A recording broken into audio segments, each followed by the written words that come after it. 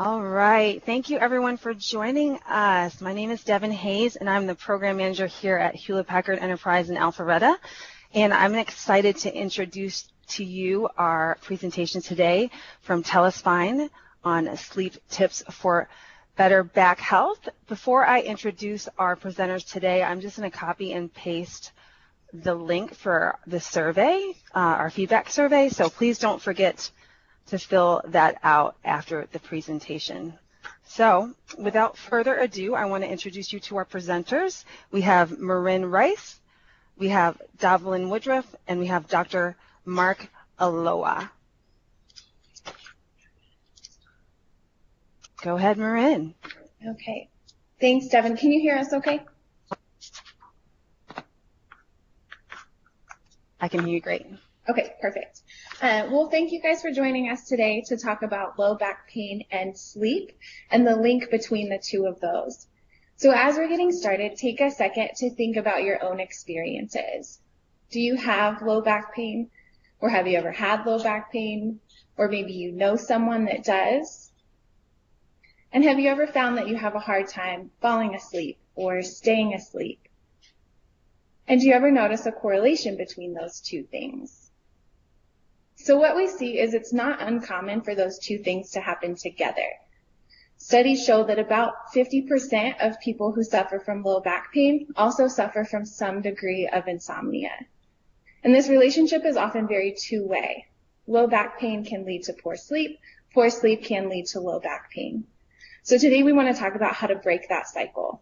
So we'll share some tips for sleeping position and mattress selection. And then we also have a clinically proven method to help break the cycle of insomnia. And we will have you guys standing up with us doing a couple stretches like we normally do. So we'll do that a little bit later on. We just want you guys to be able to walk out of here with some simple things that you can do to help improve your back health and improve your sleep as well. My name is Marin. I'm one of the health coaches at Telespine. I have a master's degree in health promotion, and I am a certified health coach and a certified personal trainer as well. My name is Davlin Woodruff. I have a master's degree in health promotion management, and I'm also a certified exercise physiologist and health coach. And later in the presentation, we'll have Dr. Mark Aloha, who's a behavioral health psychologist and an expert in sleep. One of the most important things that we can do for our backs is making sure that we have a nice strong core. So before we move on to our tips, we're going to start with just finding and contracting our core. So if you're seated, I want you to move to the front of your chair, place your hands on your hips, and gently rock your pelvis forward and back. And then I want you to find that space between the arch and the extension where it feels comfortable and there's minimal amount of muscle contraction. And now I want you to take your hands, place your fingertips just on the inside of your hip bones, move them a little closer to your belly button, and then push down into that lower abdominal area. Now, if you can cough or laugh, whatever is the most socially acceptable wherever you are, go ahead and try that, and you're going to feel when your body makes noise, that contraction of that muscle. We're going to refer to that as your inner core muscle. It's actually your transverse abdominis, but that is quite a mouthful, so we're going to stick with inner core. Now, drop your hands to your side. Sit up tall. Take a big, deep breath in. And as you exhale, I want you to try and contract those inner core muscles one more time. And now I want you to hold it for me. You should still be able to breathe and move easily. So, go ahead and relax. You can sit back in your chair now, and we're going to move on to the rest of our presentation. So the most important thing about back health when you're sleeping is maintaining a neutral spine. So I want you to keep practicing that TRA engagement as we go through the protocol. And neutral spine is defined as all three curves, your cervical, thoracic, and lumbar, as well as your shoulders and hips, all in alignment. This is going to look different on everyone, so don't worry about what the person next to you looks like, okay? So the rest of our presentation, or at least the first half of it where we're discussing the physical aspects, is going to focus on maintaining neutral spine in different sleep positions, mattresses, and pillow selections. We're wanting to support and maintain that neutral spine position. So moving on to sleep positions. We're going to start with laying on your back. So if you're a back sleeper, congratulations, this is the safest position for your back when you're sleeping. Back is best. So with this in mind, you're going to want to support your spine to help maintain that neutral curve. We're putting a pillow underneath your head and neck and bending the knees slightly and placing a pillow underneath your knees. Moving on to side sleepers. Don't despair. I'm a side sleeper myself, and it's perfectly safe for your back. You just need a little bit more props here. So when you're a side sleeper, we're going to place that pillow under our head and neck again, and then we're also going to place a pillow between our knees. This helps keep our hips aligned and not rocking from one side to another. Another place to place a pillow is if you find on your side that your top shoulder is rolling forward, you're going to want to place a pillow in front of you and give it a little hug while you're sleeping. That'll help keep the spine neutral and not twisting forward.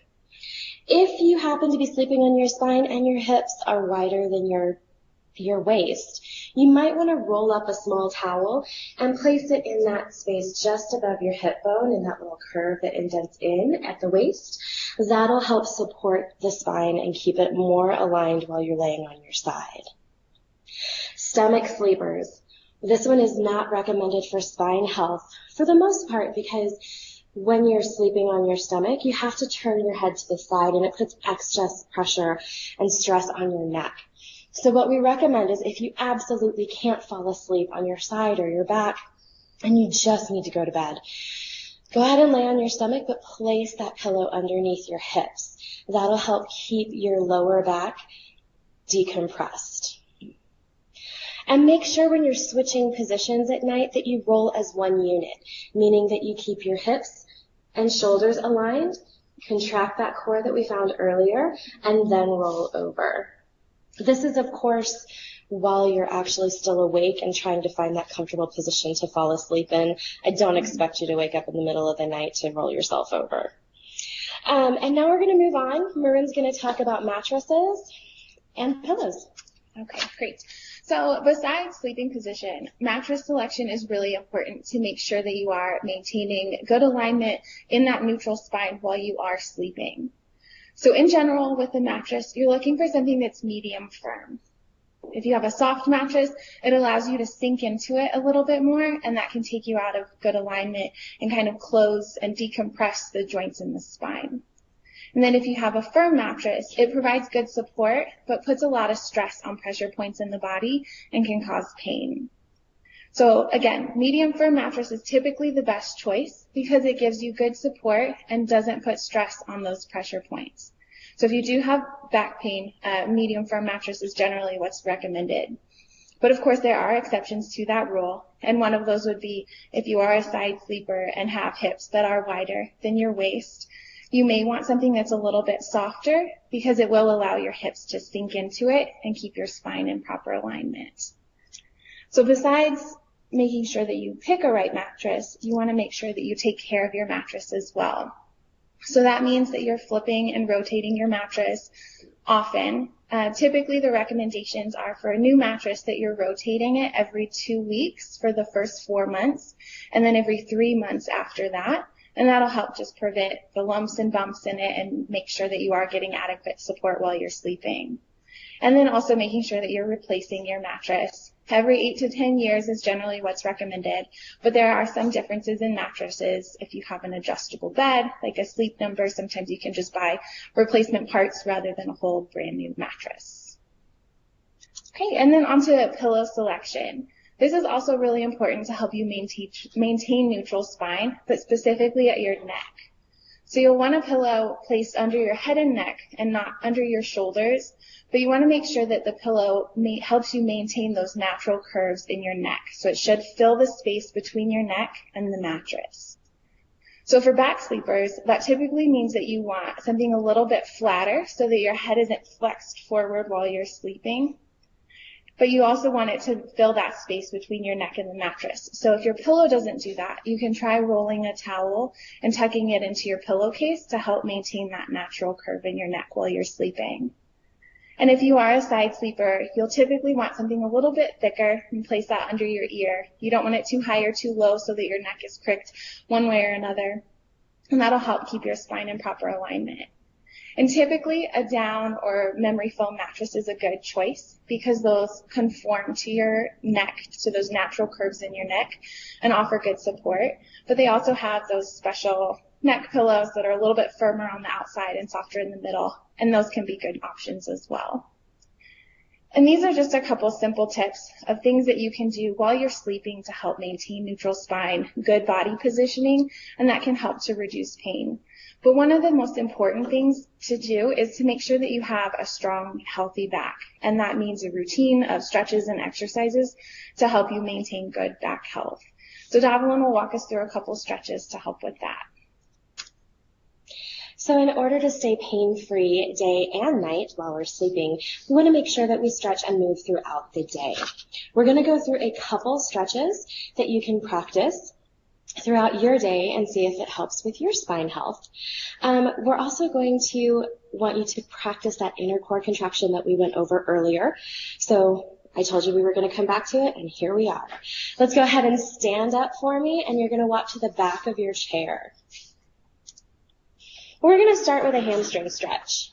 So, Maria's going to be my model. You're standing behind your chair. You're going to place your hands shoulder width apart on the chair. You're going to step 1 foot back and hinge forward the waist, keeping that inner core engaged and the spine nice and long.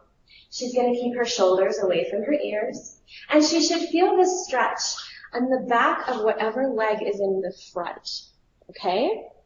She's going to take a few deep breaths here, inhaling through her nose, exhaling through her mouth, and lengthening the spine. And to stand up, she's going to contract her inner core and stand, and then we're going to switch sides.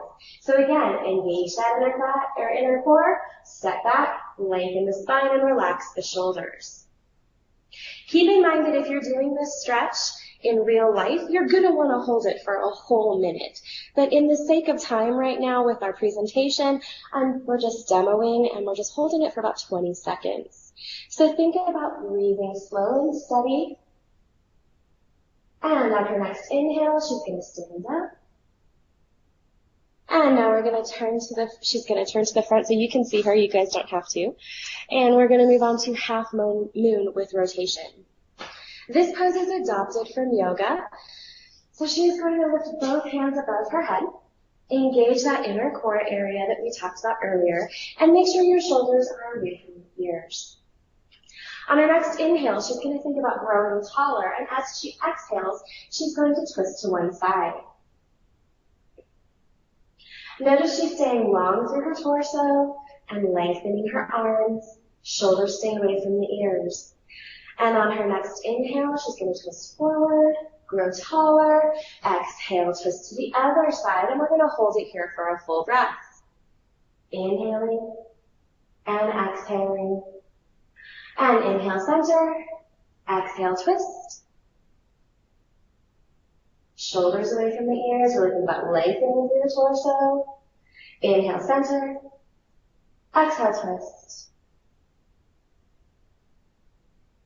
And on your next inhale, come center. You can relax your arms. And both of these stretches are meant to lengthen the spine, decompress the spine, and help restore proper posture. And now that we've covered some of the physical aspects of supporting your spine, maintaining neutral spine and back health, I'm going to turn the reins over to Dr. Mark Aloya, our specialist in sleep. Hello, everyone. Thanks for joining the webcast today. So I'm going to talk about insomnia. Oh, there we go. So as Marin had said, about 40 to 50% of people with low back pain suffer from insomnia. So if you suffer from insomnia, you're not alone. It's important to identify the difference between acute and chronic insomnia. So generally, clinically, we think of acute, any kind of insomnia, as 3 or more times per week, difficulty falling asleep or staying asleep, and that's defined by about 30 minutes, your perceived 30 minutes taking to fall asleep, or up in the middle of the night for 30 minutes. And by the way, 85% of people with insomnia have both of those, in any given night. So difficulty falling or staying asleep 30 minutes, 3 or more times a week. And if it's a month or less, it's acute. If it's greater than a month, we think of it as chronic. And that's important because this model is going to tell you how those things develop. You see the threshold line there. You may be, this is pre-morbidly, before you have any insomnia, you may be a person who's sort of primed for insomnia, someone who suffers from stress or holds their stress very deeply, maybe struggles with that stress during the day and it comes out at night and it interferes with things. But you may not yet have insomnia. You may just be predisposed to that. This orange bar identifies acute insomnia. So this could be due to back pain. It could be you have back pain, now you're struggling, and you develop insomnia. So that alone may be the cause of the insomnia. But over time, as you develop into chronic insomnia, you develop bad habits. And those are the things that keep you over the threshold. And we're going to talk about those habits. And as a behavioral psychologist with expertise in sleep, what I can tell you is that much of chronic insomnia is behaviorally driven, and I'm going to give you some insights into that.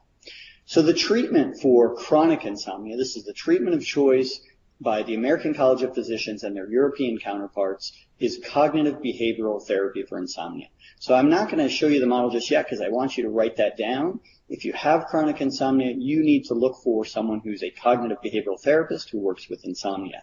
You can call your local sleep clinic and ask for that, but you also may have an opportunity to do something through a mobile application, through your employer, similar to Telespine, but for insomnia. So let me talk about the 3 different aspects of cognitive behavioral therapy for insomnia. And by the way, this therapy has been proven in JAMA published articles compared to medications for insomnia with a 2-year follow-up, and it's superior. So we know that this is the right treatment for chronic insomnia. So the behavioral piece involves sleep restriction, stimulus control, and relaxation. I'm not going to talk a lot about relaxation, but I will talk about those first 2 because they're probably unique. One of the things that we identify in life as we get older is that sometimes the things we need to do are counterintuitive to what we think we need to do. And this is one of those things with sleep restriction. So I'll give you an example. You're struggling to fall asleep. You're not getting enough sleep. You think to yourself the next night, I just need to go to bed earlier. So you go to bed an hour or 2 earlier and you find you're just up an extra hour or 2 and you start to worry.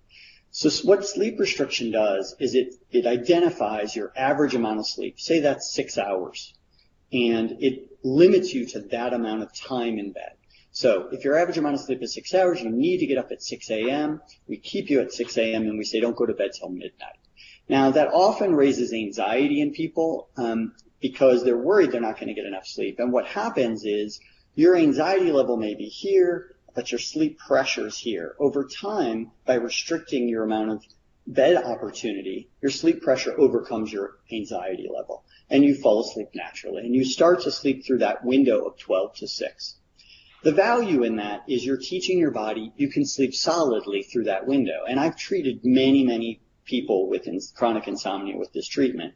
And invariably, they're worried in the beginning, and within a first week or 2, they start to fill that window, and they say, I can't believe I'm sleeping solidly through the night. So it's really a wonderful thing when you sleep solidly, even if it's just that 6 hours. Once you fill that window, we back up your bedtime, not by an hour, because your body would just be up for an hour, but by 15 minutes, because you can trick your body by 15 minutes. So now you're 11:45 to 6. You do that for several nights. You're still filling that window. We back up to 11:30. And under a clinician's guidance, you can sort of know when to stop. And sleep restriction works very, very well. Stimulus control is another component of that. And what that says is that if you're lying in bed and you're not falling asleep for what you think is 15 minutes, we don't want you watching the clock, but what you think is 15 minutes, get up, go to another room, read a book by book light, watch TV by TV light. One of the things we don't want you doing is reclining in a chair and falling asleep in the chair, because you'll teach your body, I can sleep here, but I can't sleep in my bed. And this is often what we hear from people. We hear people say, I'm falling asleep when I'm downstairs watching TV, and I go upstairs, my head hits the pillow, I'm wide awake. That's because the stimulus of the bedroom is controlling your behavior. And it's making you get into this sort of stressful interplay cognitively. And we want to eliminate that. So we just want the bed to be associated with intimacy and sleep. And that's it. So if you're not sleeping, you get up, go to another room. I will give you one tip. Let me grab a chair. You don't lie back in the chair to fall asleep, this way. You lean forward with your elbows on your knees, and when you're tired, your head will bob, and that's the sign to get up and go to bed. And the reason we do that is because if we just listen to our brains, we think we're ready for sleep, but we're not. But if we start to listen to our bodies, we'll be more accurate. So that's stimulus control sleep restriction. There are also cognitive aspects. This is often the interplay that we have in our mind about, if I don't get enough sleep, I'm going to lose my job. I'm going to develop health problems. My back pain's going to get worse. Some of that may be a perception that you have, but we want to challenge those beliefs, because by having those beliefs and holding strongly to those beliefs, it inhibits our ability to relax and fall asleep easily. The educational piece is all about sleep hygiene, and I'll get into some of that. So this is just a review of that: sleep restriction, restricting your time in bed, and maintaining consistent wake times. That's a very important aspect. And then consistent bedtimes and backing up slowly. Stimulus control, we talked about controlling your cues for sleep, and that was if you're up in the middle of the night. And then let's talk a little bit about sleep hygiene. These are tips that you've probably all heard about, but I'm going to go through each one of these because I think people tend to like them. So caffeine. Caffeine usually stays in your system anywhere from 2 to 10 hours. You may think you can fall asleep fine after drinking coffee, but you may not be sleeping well. So think about that 2 to 10 hours. Try to eliminate caffeine in the evening. And caffeine remembers. Oh, okay. It doesn't look like we dropped off. Oh.